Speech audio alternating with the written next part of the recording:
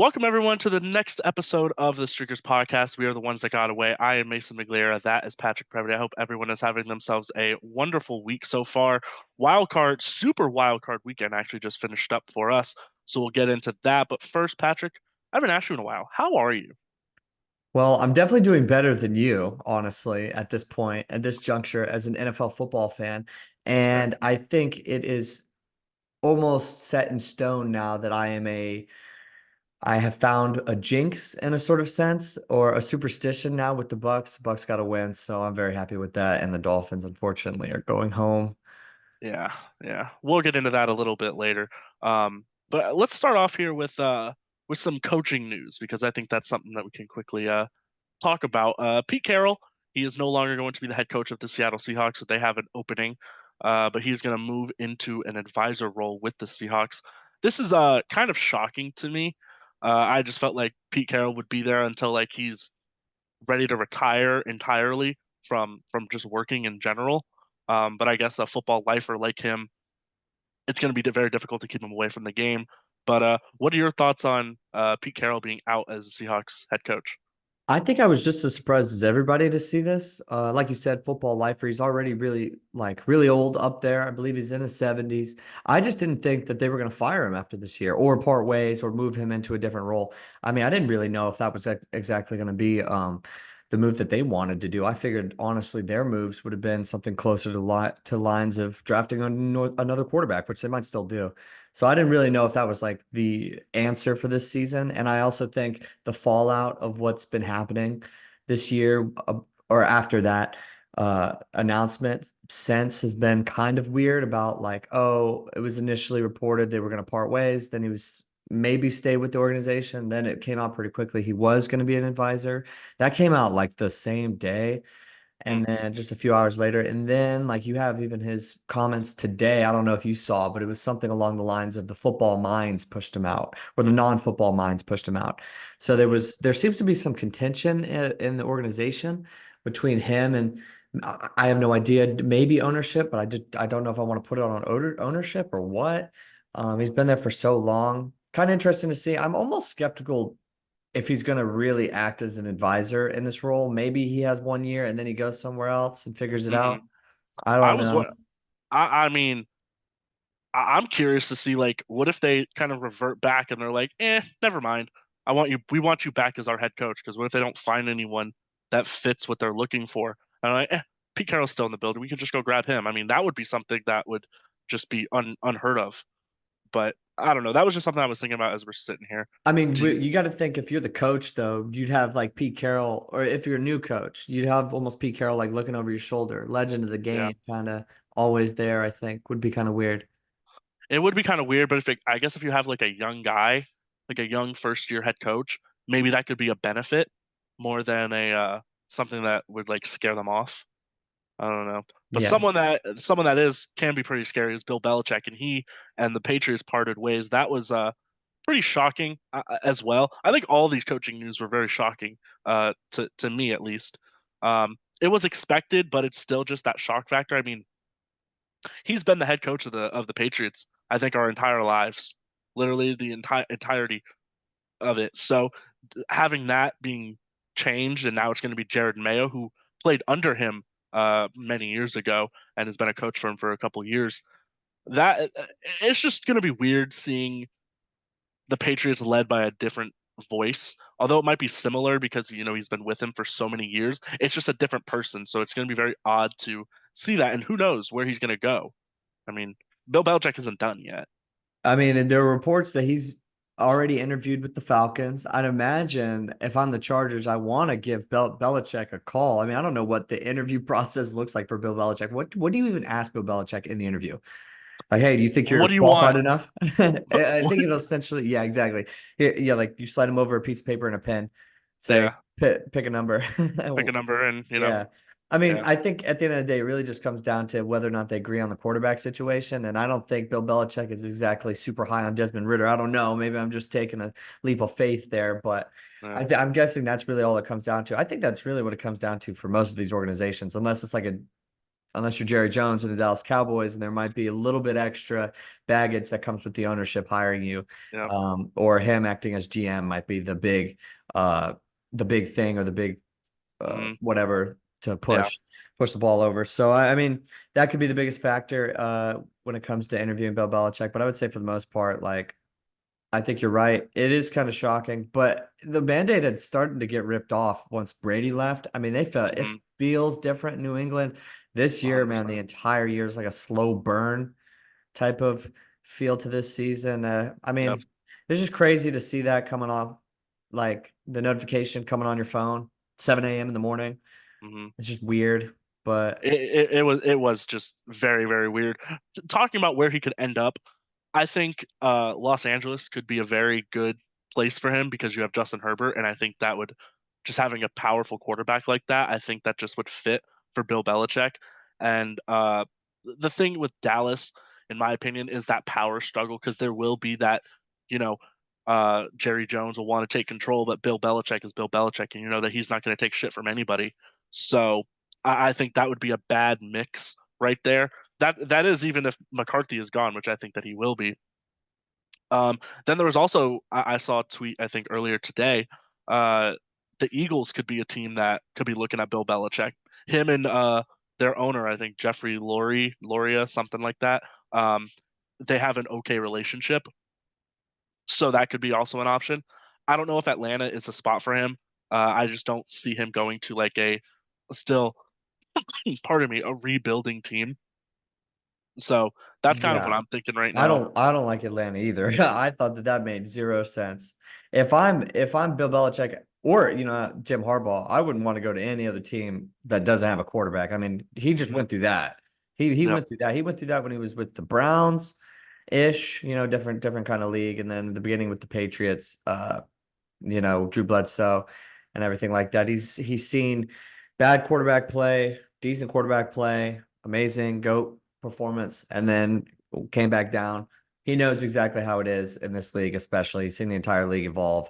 I don't think that he should take or he would take any job without a quarterback already cemented there. Mm. No, for sure. I think that's going to be the most obvious thing. He's going to go to a place where there is going to be a quarterback, and not like a fixer upper or even a first year guy. So, but moving on, we got Nick Saban, who has now left Tuscaloosa. That was, I think that just came out of absolutely nowhere. That came out of left field. I didn't expect him to do that. I know that he's old, but I mean, it's freaking Nick Saban, man. Like you're the college guy here. What are your thoughts on that? Was that just out of left I field or was way further? I think with age, it was similar to the Pete Carroll move where like you maybe had heard it and like maybe there was some like local stuff that was coming out that was like, oh, like Nick Saban could retire, or oh, this year's been really, really like hard on him, or it's been a lot.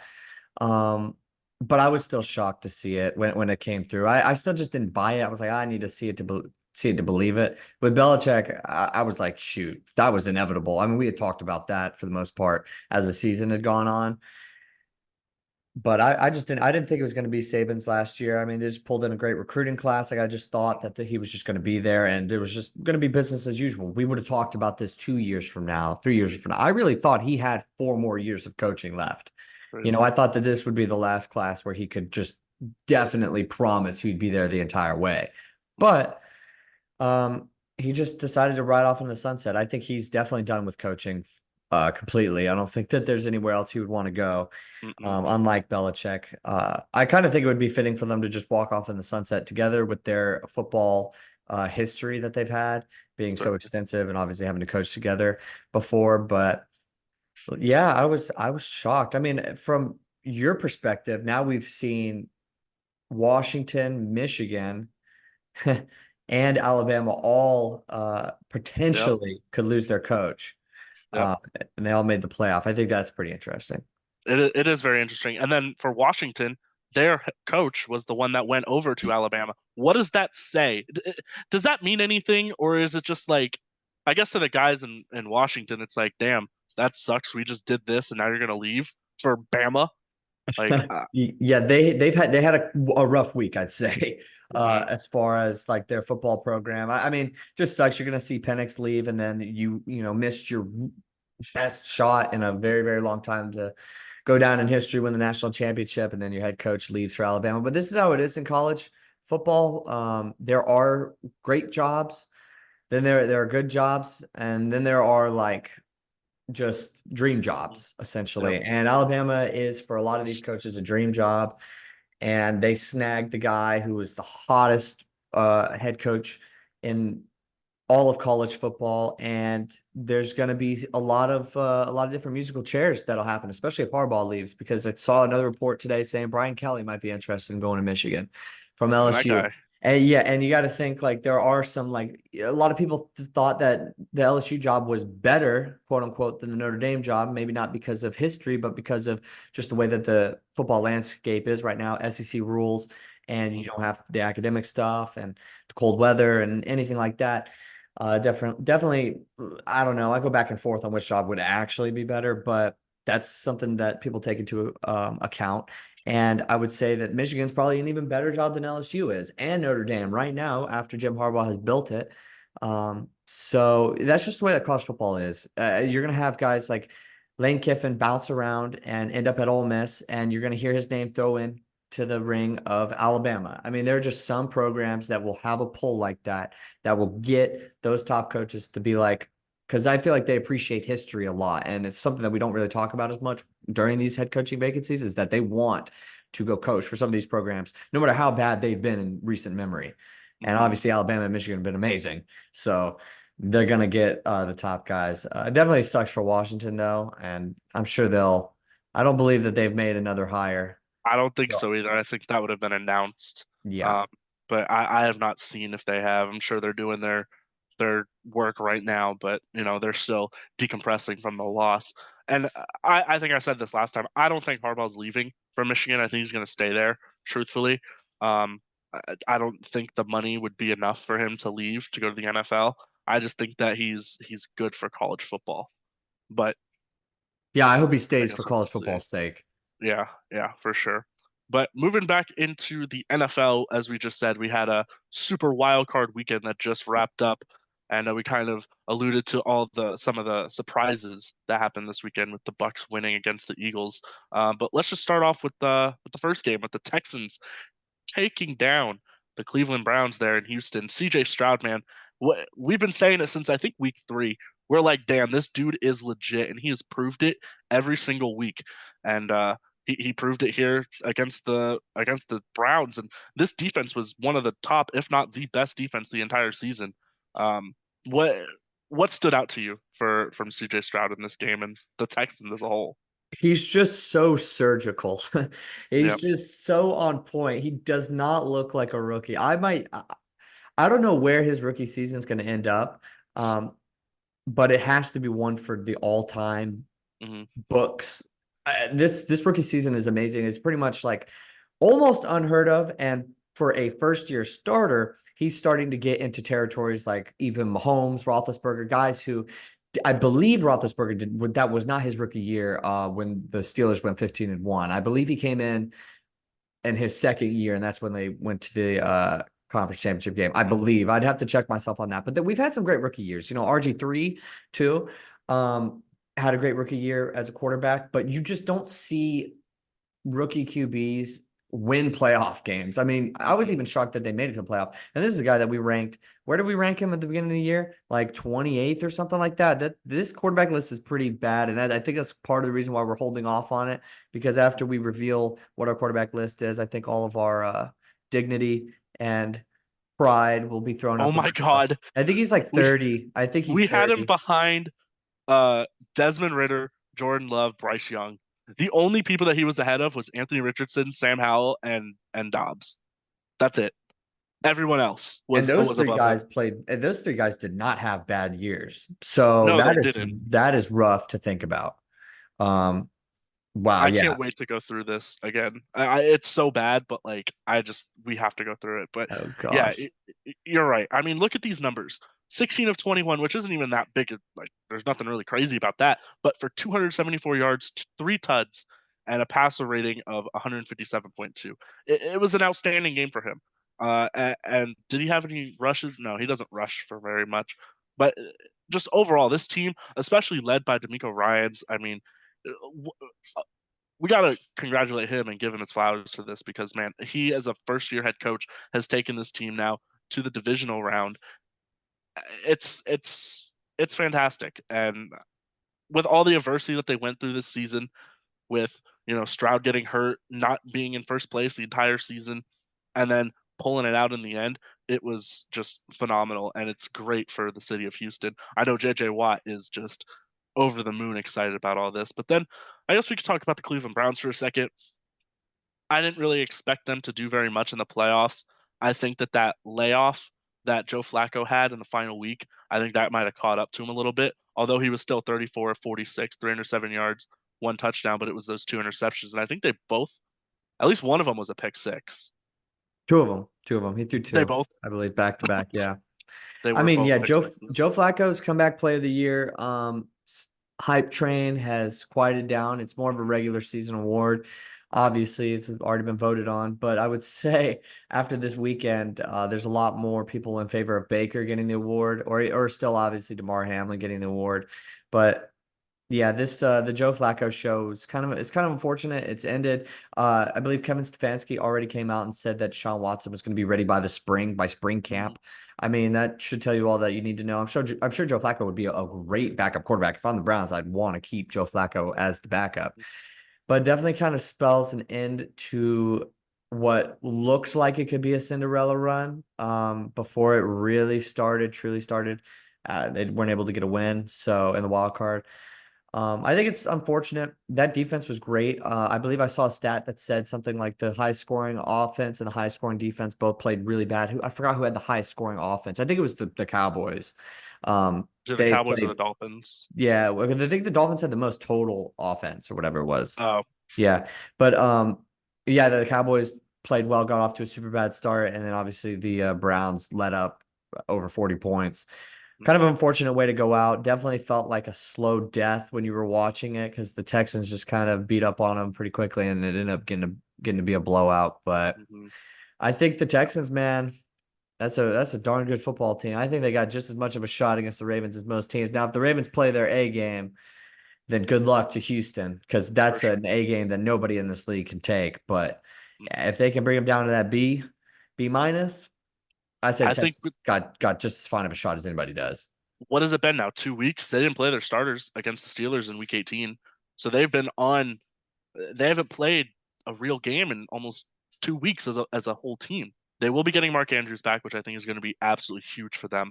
But I really believe that layoff of time is a huge, huge factor, and I think that'll come into play. But we'll have to see what happens with that here. I think that game is on Saturday. I Yeah, think. I think it's the first game on the Saturday. I think both the number one seeds are playing on Saturday, Yeah, it's and then 4:30 Saturday. okay, Yeah, yeah. and then So obviously yeah, Packers Niners yeah, after that. we'll definitely see what happens early on. But moving on to the next game that we had, my Miami Dolphins taking on the Kansas City Chiefs in absolutely frigid weather. That was absurd. I think that I'm not blaming the weather, but they did move the Bills game for good reason. As much as I would like to just kind of shit on the Bills and all that, they had to move that. There was no way anyone was playing in that. There was no way that anyone was getting to the game in that. But if they did that, why didn't they do that for the Dolphins game too? It could be because of TV and money and streaming and because it was on Peacock, all that. Who knows? But regardless of the weather, the Dolphins just did not play well. Their defense, I think, actually did really well, especially with all the injuries that they've had this year with Phillips, Chubb, Van Ginkel, Javon Holland was out, X was out, Xavier Howard. I mean, the defense played really, really well, in my opinion. It was just that first drive of the game, the Chiefs just went down the field on them. But I, I don't know. When you look at this game should have been a game that you just pound the ball. But the Dolphins only ran the ball 18 total times. And Raheem Mostert was the leading rusher with 33 yards, and then Tua with 25 yards. It's just, Yeah, it's not. I I'm not happy. I understand your frustration. I mean, and I'm sure you've heard because you're more in tune with the local Miami like news and the beats and what they're saying. I mean, but Uh-huh. I know nationally they got it was very, they got kind of pounded on a little bit. It was definitely like, oh, fraud alert. Oh, we've been known this. But I agree. And then going back to the moving the game, I don't know exactly what the local like Kansas City like mandates were exactly for moving the game. I know like the New York governor kind of stepped in and was like, nah. And it looks like it was night and day, the move for the next day. I remember people being like, oh, it's going to be just as bad the next day. And it turned out not to be like that. So I mean, I was worried for the players too in Kansas City. I mean, that the field looked like it was rock solid. Yeah. But back to like more of what happened in the game. That first drive for Kansas City to go out and score a touchdown, I think definitely set a tone that would have 100%. really changed the game because if they hadn't, I think that maybe the Dolphins wouldn't have. Maybe they were pressing. I don't know. I don't know exactly the ins and outs of Mike McDaniel's play calls, but to only run the ball 18 times, it just really sucked because they had to play from behind the entire game, whether that was Yeah. only 7 or whether it was 10. And then it got to a certain. I believe they scored. Was it 10-7 at a certain point, or was it 13-0 then 13-7? I'd have to, Uh, but I think it was 13-7 at one point, 14-7, something like that. Um, yeah. but listen, the play calling with Mike McDaniel, it's been a thing all season. He just really likes to throw the ball, which is fine, but you become too predictable. And I think that with everything that we had had throughout the season, with not running the ball enough, I think that it told the Chiefs they're going to try and run the ball during this game. And when we did, everyone was getting bottled up. Like there was nothing going on, and we had a pretty much full offensive line. Um, but I think the biggest thing was the loss of Connor Williams early on in the year. I think he tore his ACL or something like that uh, after getting rolled up on. And ever since he went out, the season just plummeted for us. Like we just couldn't get anything going at all. I don't have the exact numbers, but I've seen it. It's a drastic fall off. I mean, we were 10-3 at one point. We were 10-3 with a 3 game lead in the division, and we ended up losing what 4 out of our next 5, 5 out of our next 6, whatever it was. Yeah. So, but I will talk about this for 1 second. Tua, I don't think he needs top tier money. I think he's very deserving of good money, but I'm going like 20 million a year, 25 million a year. I'm not in that 40 million a year. That's just not worth it, especially with all the cap issues that the Dolphins have. Um, I, again, Tua, I really like him. I think he's good. He's just a finesse type player. And if the scheme is off or if the first option is not there, he's unable to really kind of adjust. And that's something that he's going to work on. I will say every single season that someone has said like a negative about Tua, the next year he comes back and he proves that theory wrong. And he like fixes it. This year it was he doesn't stay healthy. He played every single game. He never came out. He was healthy the entire year, so that's good for him. But now next year it's going to be staying healthy and extending plays because he has that ability. He just hasn't been able to do it, and he definitely wasn't able to this whole year.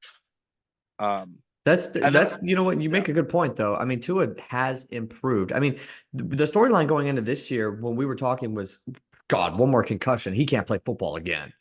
mhm, So he's come a long way, and I agree. Like the money thing, you just don't want to cap this team. You have such a great coach, such great weapons that have already been paid for the most part. And you made a lot of moves all around the roster. You would just hate to handicap yourself from a huge quarterback contract, but you're just gonna have to toe the line a little bit because you're in no man's land, I think, with Tua's contract. So yeah. just be careful because I'm sure the Cowboys don't really enjoy Dak's contract currently. I think Dak and Tua are the same type of player. I think I you, I, texted that to you. yeah, I know you texted me that, and I was like, well, this guy could be onto something. I don't know. I mean, we have to wait for this game to finish, and the Cowboys game certainly did not did not end in a different way Mhm, than when you texted. But yeah, no, I could see that easily, and that's what worries me though a little bit is like I think they have similar issues. Not they're not like I was about to make a reference to Kirk Cousins' contract, mhm, but I don't think they play like Kirk Cousins at all. But I think those two do. I just think they're in the same level, and that worries me because those teams are stuck. The mhm. Vikings got stuck. The Cowboys are currently stuck, and they're gonna have to make a move. Just I didn't really see this with this Dolphins team getting stuck. I really thought that they had a potential that was a lot higher than a lot of teams in the NFL, and they kind of ran into the Bills again, and unfortunately lost to them in Week again. 18, and then they just got they got a tough draw against Kansas City. Maybe this is a little different if they played the Texans or the Browns. Yeah, I mean, obviously the it Browns could didn't win be. their division, but maybe it is a little different. There's a lot of things that could have happened differently. If the Dolphins would have beaten the Titans, first of all, that game you should have won. You shouldn't have been in the position you were in, but you lost. Then if Kansas City and Kadarius Toney is not offsides, the Kansas City Chiefs win that game, and then the Bills that kind of eliminates it, and then I think the Bills be playing Miami if everything went the same exact way. So there's a lot of other things that could have went differently. Obviously, Dolphins also winning more games, beating the Bills, or trying to beat the Ravens. So it's all hindsight now, and you just got to move on and go on to the next year. We'll talk about Patrick Mahomes and the Chiefs when we preview their game for next week. But we'll go into the aforementioned Dallas Cowboys. What an utter collapse, man! That was shocking, nonetheless, to see them going down. What 27-0? 27-0 right before they were able to tack on some points before the end of the half. That took the heat off the Dolphins, I'd say. There were some teams that had a disappointing week, and I will say the Cowboys had probably one of the worst playoff losses, I would say, Mm-hmm. in their like just where they were as a franchise and that I've seen in a while. Because Yeah. I'm surprised Mike McCarthy still has a job today, personally. I don't know if they would have fired him um that quickly. Maybe they'll take a week or two before they let go of him. I don't know what they would be waiting on. I'd have to look at the history of coaches getting fired after coaching in the playoffs. Mm-hmm. But his future looks uncertain. He doesn't look like he will be back, in my opinion. And then Dak is just a completely different outlook now. I mean, this entire team, the highest scoring offense in the league, just could not have anything to show for it. Then also the Packers getting, I believe they're the first seventh seed to win now in Mm-hmm. the NFL playoffs. We're able to get that Yeah. achievement. I didn't see this coming at all. I just really thought I just really thought the Packers, it was a nice story that they made it in.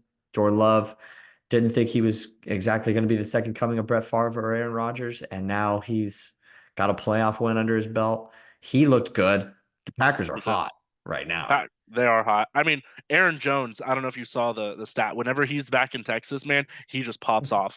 I think he has an average of like 123 rushing yards a game against Dallas. So, when he saw that they were going there, I'm sure he was ecstatic about it.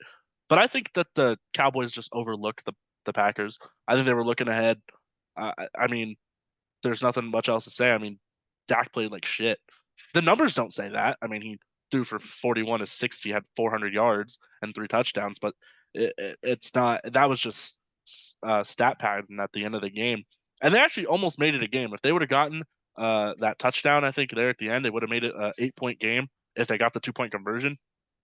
It got a lot closer than it should have. The score shows that it was only a 16 point game, but it was a blowout basically the entire time, and it was just really embarrassing for the Dallas Cowboys. But yeah, you hit on it. Jordan Love played great. I think the Packers are hot right now. They're going to play the 49ers. I don't know if they're going to win that game. I think that this is kind of where it ends for them. But I mean, Brock Purdy, he'll have to prove that he's not just a system quarterback here in this game. I think if they're going to win that game, I think it's going to be Brock Purdy's going to have to show out and he's going to have to play really well. And it's not going to be just leaning on Christian McCaffrey because I think the Packers are going to be ready for it. I really do. I think they were perfectly prepared for this game, so I don't see why they wouldn't go into San Francisco and do the same thing. Yeah, I'm glad that you brought up the 49ers game because I think we've the nail has been beaten or hammered in for the Cowboys since they've lost by everybody. I think we're both in agreement that there's either somebody I'm gonna need a head for that game if I'm the Cowboys. Okay. Like I'm gonna need somebody's head on a stick if I'm Jerry Jones, and I'm gonna be like, this is why, and this is why it won't happen next year because he won't be here. Or Dak Prescott's contract has been restructured to the point where we are getting dudes. We are getting reinforcements. It's time to change. I mean, I'm not even a Cowboys fan and I'm not a Cowboys hater, but I'm hyped up because I'm like, yo, something needs to change because just you just hate to be in no man's land, and that's exactly where the Cowboys are. And next year, I'm not falling for it. But moving into the 49ers, we've been talking about the whole year. It had been the Cowboys and the Eagles. Those were the two teams that from the same division who could compete with the Niners. And we were like, okay, you know what? They're gonna have to beat one of them. Who are they gonna beat? Can they do it? Can either one of them avenge their terrible loss to the Niners? Well, they're both out. Okay. So it looks like for the Niners that their path to the Super Bowl is the Packers, which I agree with you. I don't think that the Packers are gonna win. Or the Bucks and the Lions. And I love me some Tampa and I love me some Jared Goff. But I don't know. So right now it looks Oh, really good for the 49ers. But just yep, looking at the Packers and the Niners game, I believe the line already is like pretty high I'm for that sure. game. I believe it's already around 9.5. Um, I'm looking at the Packers' entire year right now. They lost by 2 touchdowns to the Lions and 2 touchdowns by the Vikings. Outside of that, the rest of their losses have been very close. They had that loss against the Falcons where Jordan Love like fell over on his Uh-huh. center. That was Yep. he's come a long way. 4 point loss to the Raiders, 2 point loss to the Broncos, 4 point loss to the Steelers, 2 point loss to the Giants, and then they lost by 2 touchdowns to the Bucks. Excuse me about that. So they, for the most part, I believe really have close losses and they compete tough against teams and they're hot right now. I think that they will cover. I think they're going to give the 49ers a game. Mhm. And maybe wake them up. Now the 49ers I just think are such a lock right now to go to the Super Bowl. It's absurd. But yeah, Brock Purdy's gonna have to show something about it. I mean, if the Packers starting out 27-0 is not the norm, but if they start out hot, start out good like they did in the last game, like 14-0, Yep. scoring the first two drives, maybe 10-0 or something like that, I could definitely see them potentially winning. Yeah. I don't think it's out of the stratosphere. I just wouldn't pick them. We saw a lot this week. We did. We I wouldn't pick them, but I definitely think that they have a shot. I was so impressed with the way that they played. I mean, the Cowboys, there's a lot that they're gonna have to change about their organization, but they're not scrubs. And they went Mm-mm. in and beat them, and they had a 16 game home winning streak, I think, They something did. absurd. Yep. They did. I think I'm So, impressed. I think it's I just would hate to say, oh, the Cowboys lost more than the Packers won. I'd have to give them their flowers mm, too, in a sense. yeah, no, the Packers definitely deserve that win. They did everything that they prepared very well for them. And I think they're going to do the same thing for the 49ers, but I'm not anticipating them. I think it kind of just fizzles out. But it's football, any given Sunday.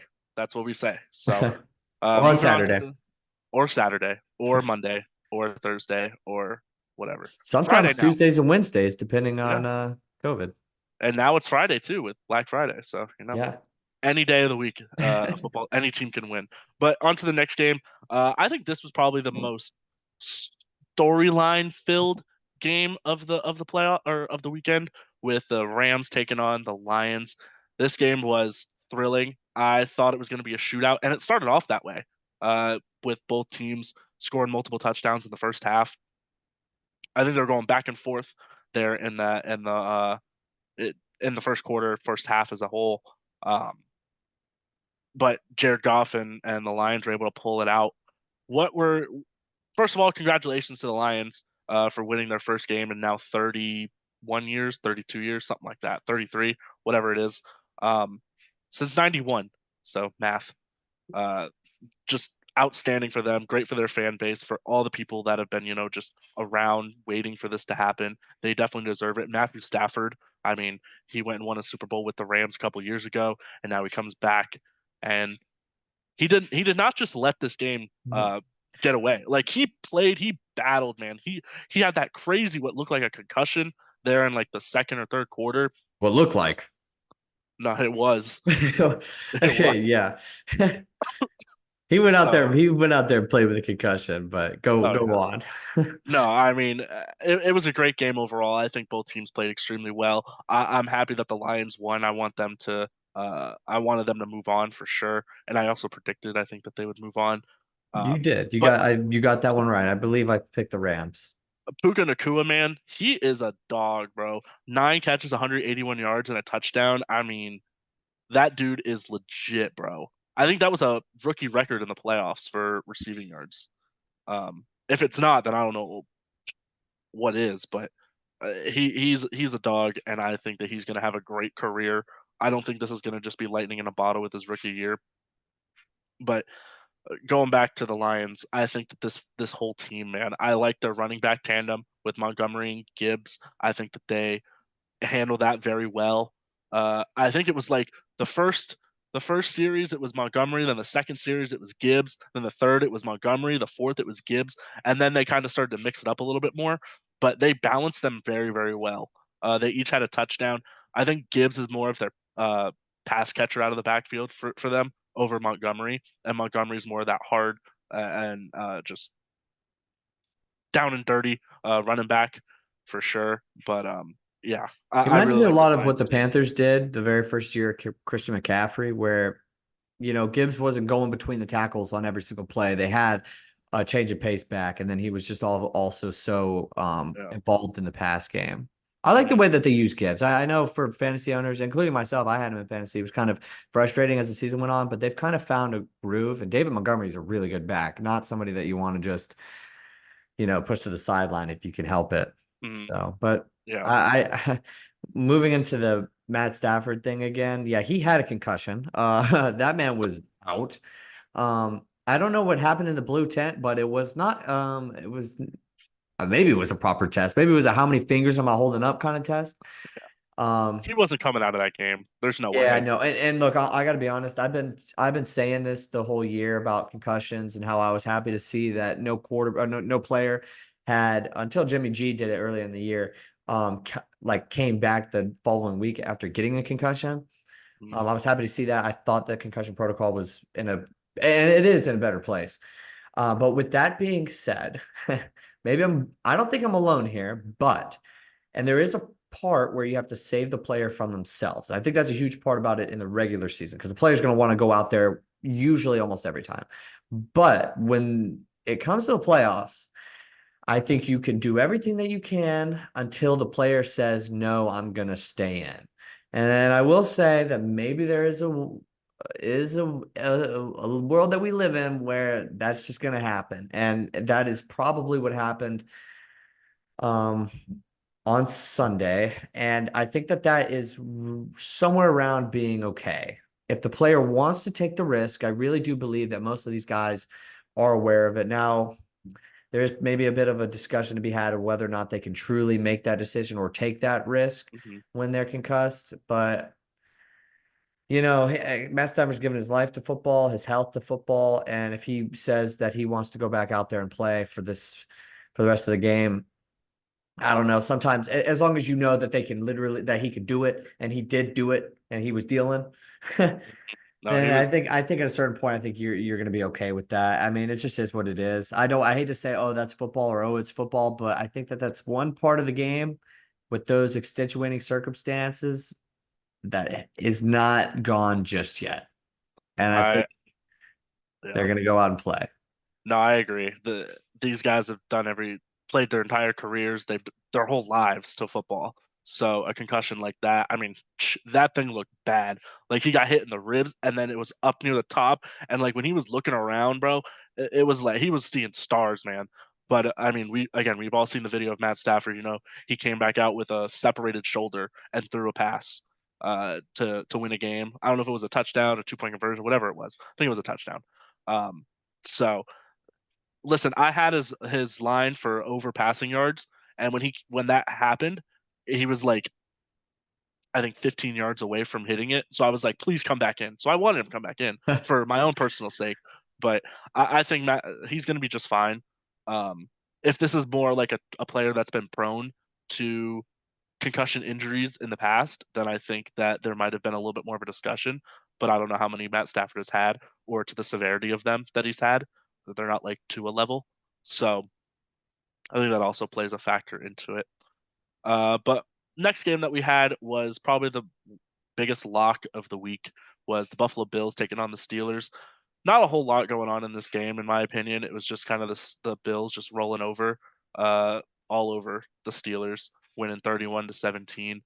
Uh, Josh Allen had a very nice game, 203 yards, 3 touchdowns, no interceptions, and I think that's the biggest thing. If Josh Allen can minimize turnovers, that team is dangerous.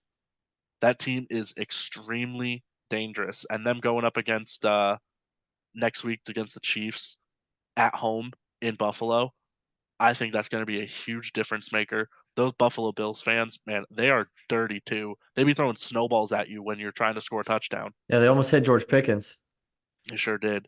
But George Pickens wasn't going to make that catch. I don't. He wasn't making it regardless, and I think it was a late throw anyways. Like it wasn't even going to hit him when he was catching it, so I don't think it mattered. But it's just the standard of you know they were actually doing that. Um, but then on the Steelers side, uh, I don't think anyone really expected them to win this game. And then Mike Tomlin, I don't know if you saw, he left the press conference early when they asked about his contract. He was like, "Nope, I'm not answering this shit," which I don't blame him because that's not part of the job for him. He's supposed to coach a football team. The contract will work itself out. But I think he was in a weird spot considering just how that game had ended and just how much he had heard from this year. He probably just didn't want to deal with that question. I did think it was maybe a little bit more dramatic, but hey, I think he made it. He probably made it known at some point that he just was not interested in it.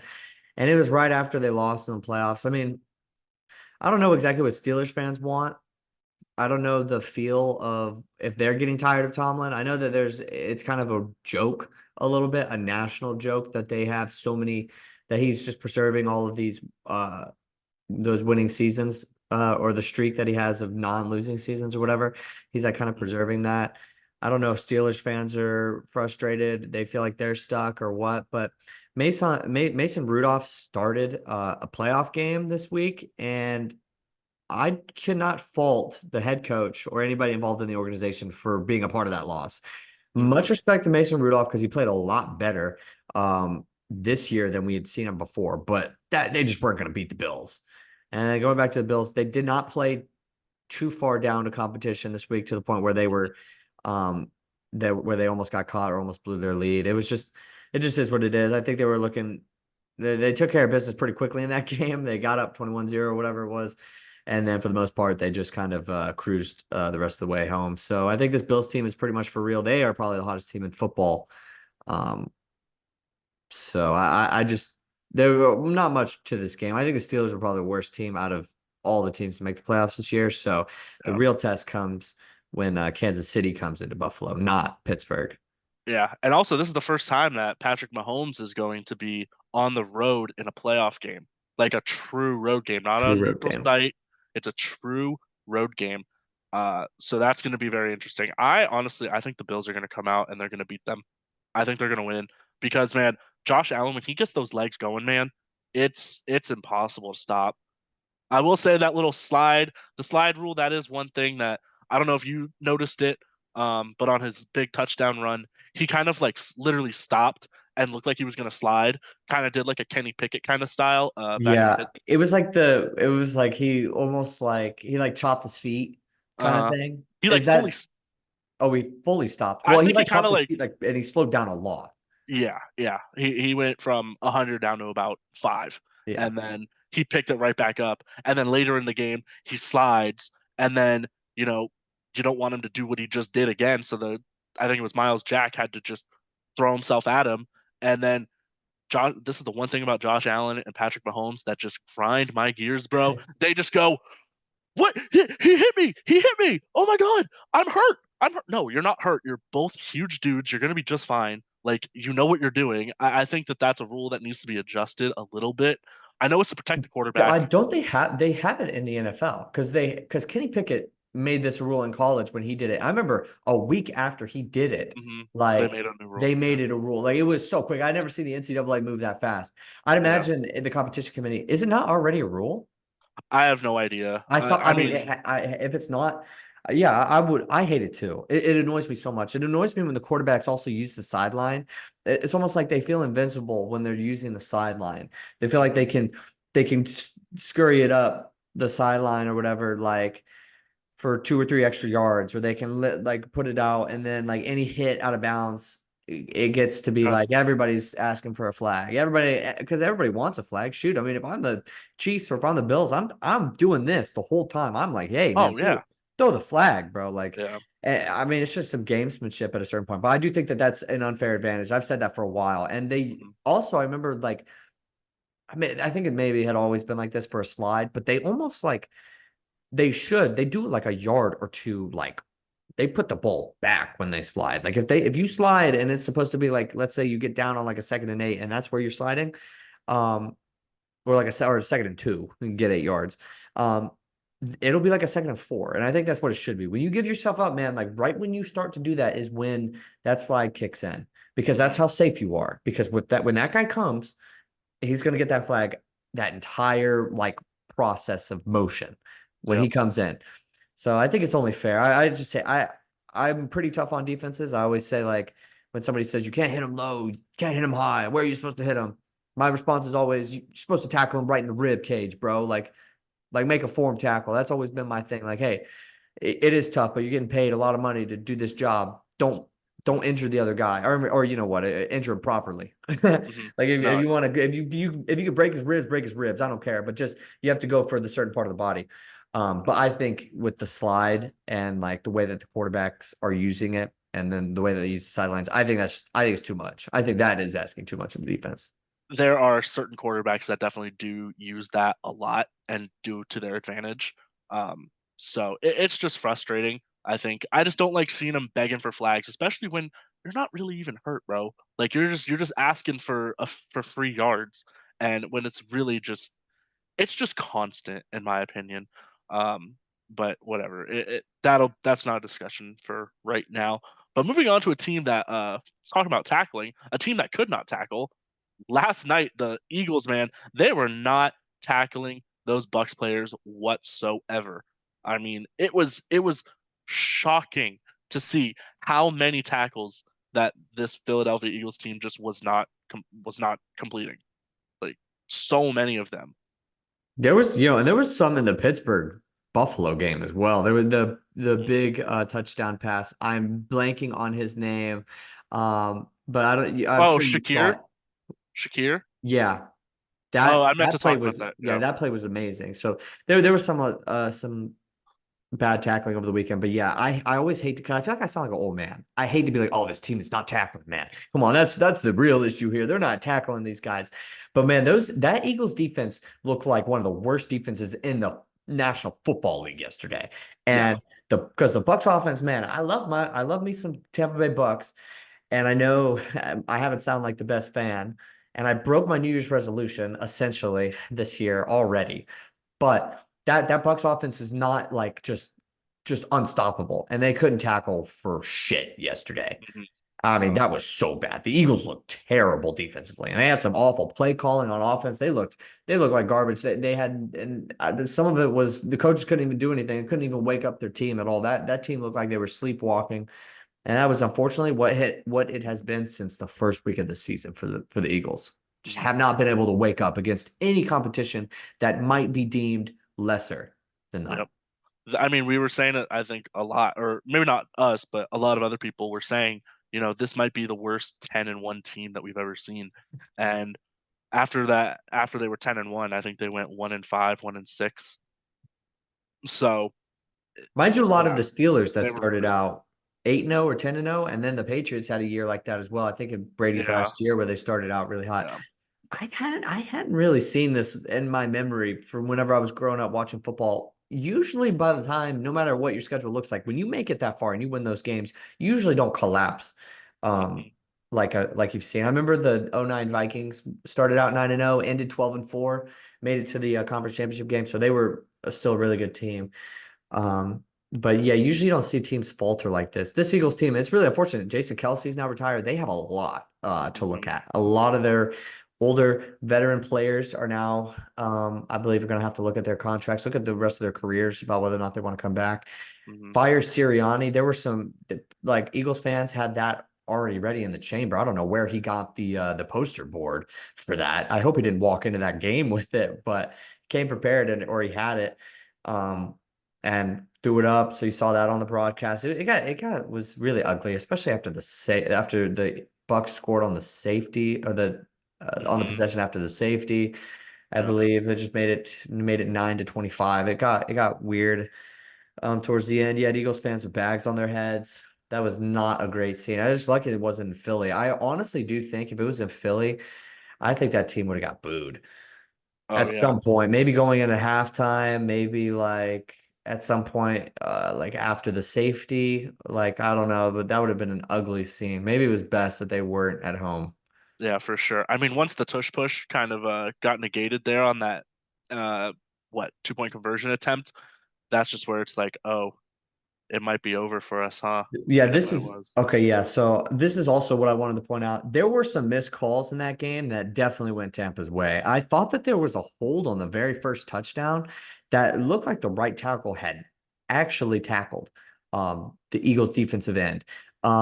And it looked almost like that was the best tackle of the entire play, was him tackling the other player. But they missed that call, and I think maybe they thought that there was some trip up, some guys tripping over their own feet on that play. They missed that call, and that could have called that touchdown back. I believe that was Yeah. right after the Mike Evans drop. Mike Evans did not play well. He had some No, he did terrible not. drops in that game. Yeah. So hopefully he can Yep. clean that up for a Bucks fan who's rooting for them against the Lions. He'll need to clean that up if they want any shot, because this looks like this could be a shootout coming up. But Mhm. they missed that call, and then it wouldn't have mattered on the tush push. But obviously there was a clear face mask, and I saw both of those in real time. Like Mhm. both of those, I was like, oh, this is gonna get called back, and they missed them both. The tush push, I'm less like willing to give people, because yes, it was more obviously a face mask, but it had nothing to do with the play. Like and that's what really sucks about it, is they would have already stopped Jalen Hurts, if the face mask didn't occur. Yeah. So I'm less so about that. Then there were some other calls that went, like, I think it went back and forth after that for the most part. Like, as far as just pass interference calls or whatever, some holds were involved. I think for the most part it was a pretty clean game. The refs definitely let them play as far as like out. They didn't call a ton of pass interference. They called it a little bit, but they did let them play. They let the corners and the wide receivers have plenty of contact throughout Mhm. the game, and I usually like that. So I think for the most Yeah. part and that wasn't going to be the storyline from this game. I think there were so many more, but I definitely will say as a Bucks fan and acknowledge that the refs did not call the fairest game, especially in the first half. You are the most unbiased fan I think I've ever met in my life, man. Like you just but hey, it's good. You're taking accountability for things and you're This like, is listen, this is going into my New Year's resolution. I think now I'm a jinx, and let's just get to this. Let's just roll right into the games that we have this upcoming week, because I believe that's covered all of it for the Eagles. yes, Yeah, yeah. the Eagles, we'll Other see if they fire anybody. I don't think Sirianni's going to get fired. I really just don't see it. I mean, yeah. Kelsey already retired. They're probably just going to try to get the band back together. I think I think there's going to be a level of scrutiny that Jalen Hurts is going to be under next year, since they're going to Yeah. bring everybody back. But I think they're going to run it back, and I don't think that the Cowboys should do that. But I think I'm more okay with the Eagles doing it. I don't know how you feel before we get into the Bucks Lions. I mean, first of all, I think the worst collapse of the entire season has to be the Eagles, just based on where they were from last year, being in the Super Bowl to now being a first round exit. I think and for them being 10-1 and everything, they are the biggest collapse, and I think they had the worst weekend that out of anybody, worse than the Dolphins, worse than the Cowboys, I think. Um, but That's interesting. I say the Cowboys have nowhere to go right now. Um, I mean, just based on what the season was, yeah, you know, yeah. and looking at what last year was, it's very debatable that it could be the Cowboys. It's also debatable that it was the Dolphins. I just think that the Eagles, with everything going into account, I think they had the biggest collapse. But regardless, I think that they should run it back as well. I think that they still have a good enough team to be able to do that. I don't know. Who knows what's going to happen with AJ Brown? I mean, what happens if he's in that game? Is that all that he's throwing to? Because in this game it was Devontae Smith. I mean, That's true. You know, the Eagles were missing AJ Brown, and they had nobody else. Dallas Goedert and Jalen Hurts got into it on the sideline. He did not yeah, play well at all. He had some bad drops too, he and I did. believe he had like a pass interference on one of his catches as well. That took back a first down. He didn't play very well at all. But moving into the playoffs coming up now, after everything that we've reviewed, um, we'll start with the Bucks Lions, just because we'll continue our conversation about the Bucks.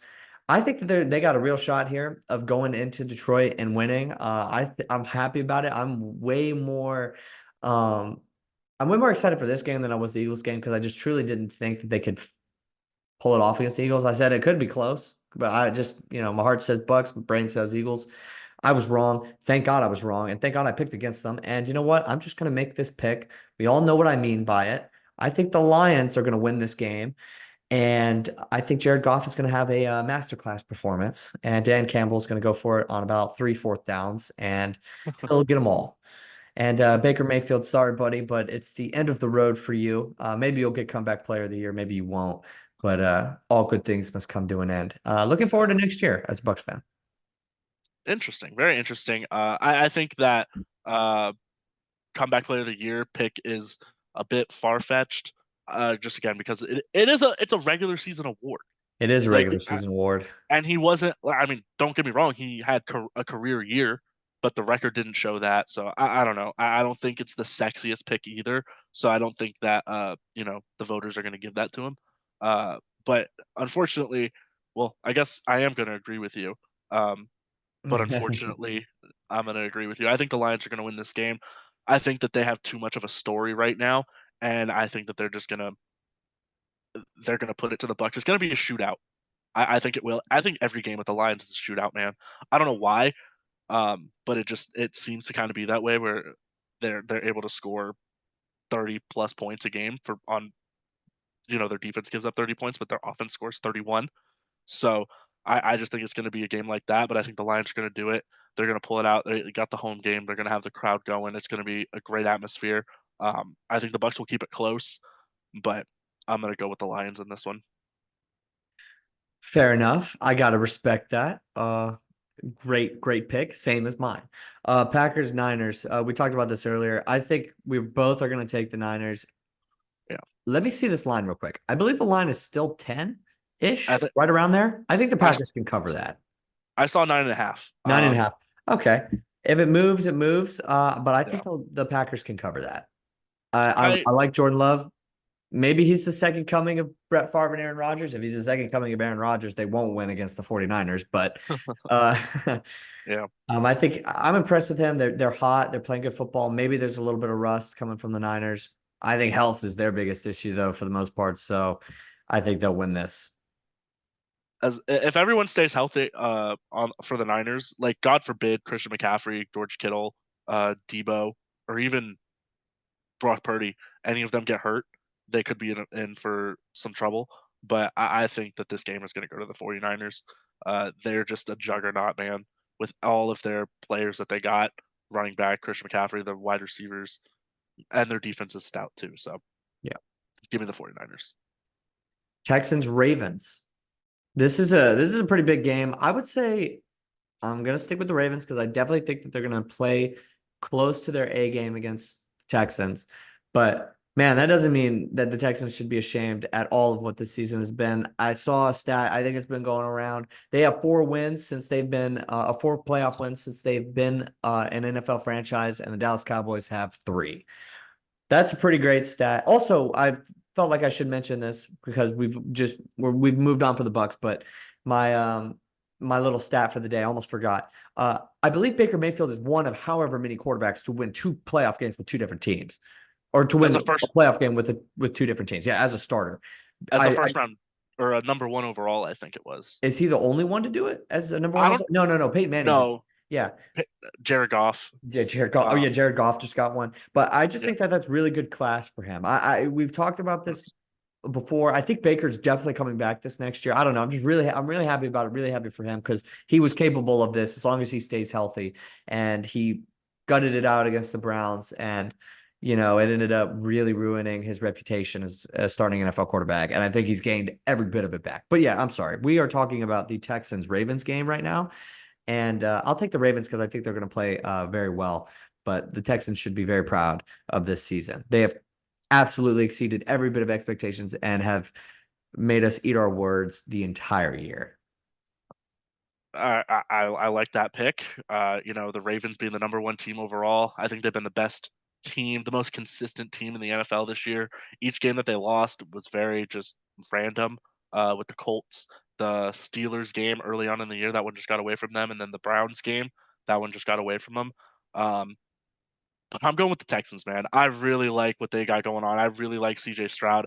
I am not a fan of that week off that they have Plus, they didn't play in week 18. I think that is going to be a huge factor. There's going to be rust that needs to be knocked off. And this Texans team, they're playing with house money, bro. They don't care. Like, they have far exceeded expectations.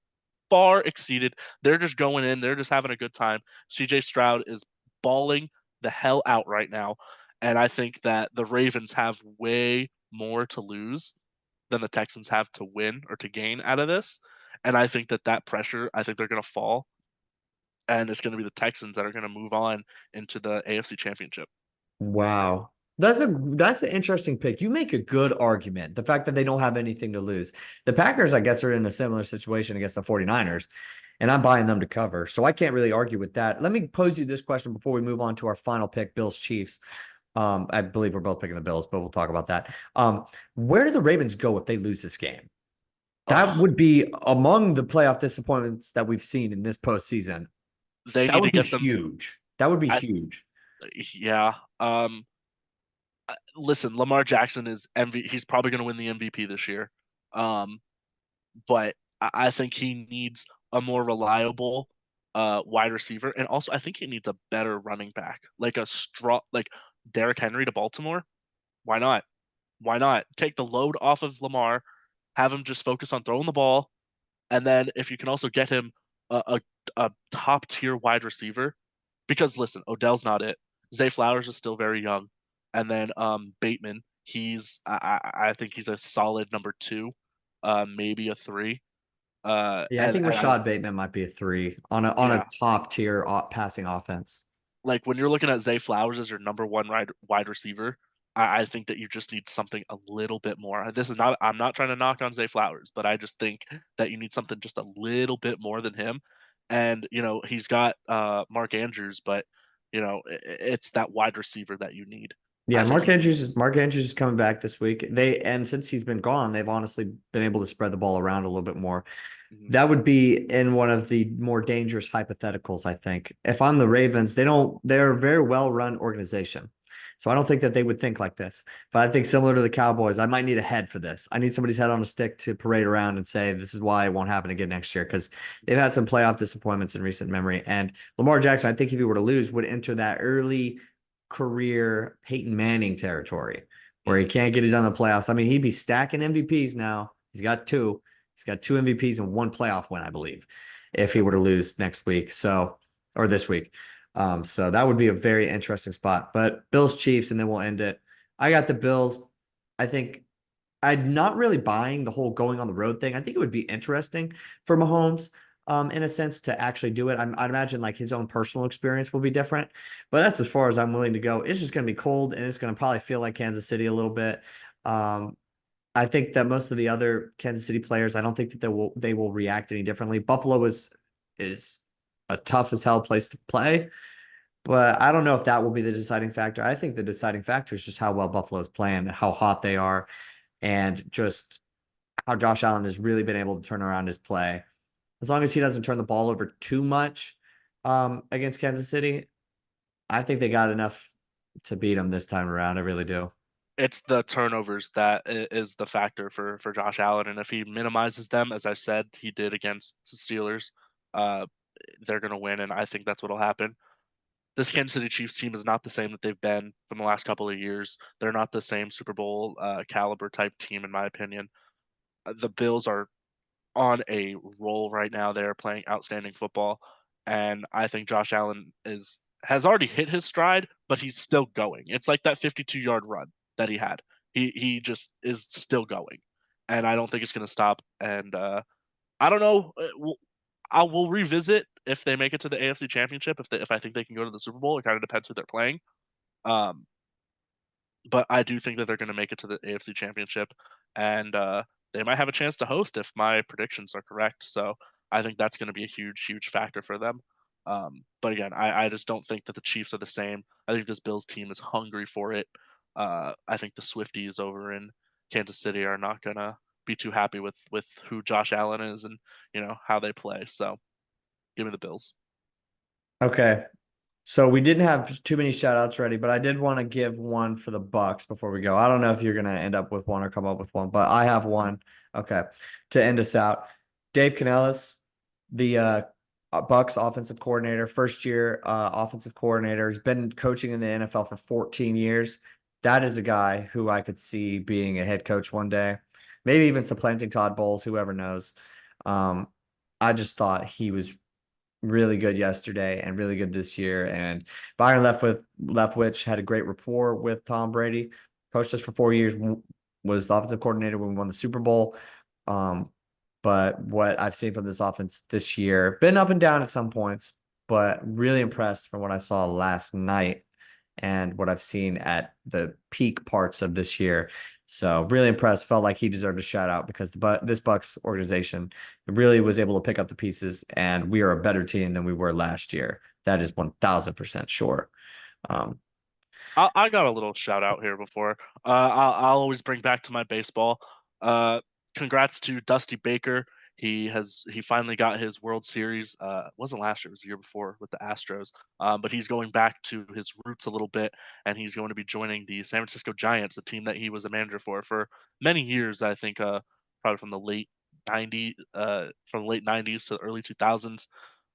He's going to go back and be like an advisor type of person there in the front office for him. So congrats to him, baseball lifer. I think he was the one that created the high five, if I'm not wrong. I swear it's a thing. There, maybe. yes, yeah. But anyways, that'll be my shout out for today. I'd have to look into that stat. Oh, I'm gonna definitely look into that for the next episode. But that is all the time that we have. We will be back after the divisional NFL playoff games, talking a little bit more of that. Swear we're gonna get to basketball one of these days, and we're gonna talk about our quarterback list and our division winners, probably when it's all said and done after the Super Bowl. But we'll see. But that's all the time we have. This has been the Streakers Podcast. I'm Patrick Previty. That's Mason Migliara. We will be back next week.